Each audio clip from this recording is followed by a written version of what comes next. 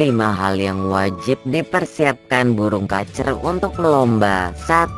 Pastikan burung hanya diberi pakan berupa jangkrik sebanyak 2 ekor pada pagi dan sore hari. 2. Untuk kacer rumahan atau yang jarang bunyi sebaiknya diberi pada jangkrik sebanyak 5 ekor pada pagi dan sore hari. 3. Selain itu tambahkan juga pakan berupa kroto sebanyak 1 sendok teh cukup 1-2 kali dalam seminggu. 4.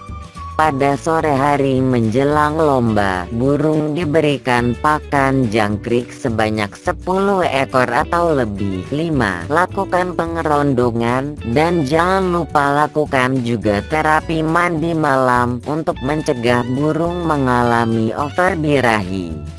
Penting, kunci kesuksesan menyiapkan burung kacer lomba yaitu menjaga tingkat birahi si burung tetap terjaga atau stabil selama 6 hari menjelang lomba. Burung baru diberikan pakan yang dapat meningkatkan tingkat birahi dalam level maksimal dan pastikan tidak sampai mengalami overbirahi. Semoga bermanfaat.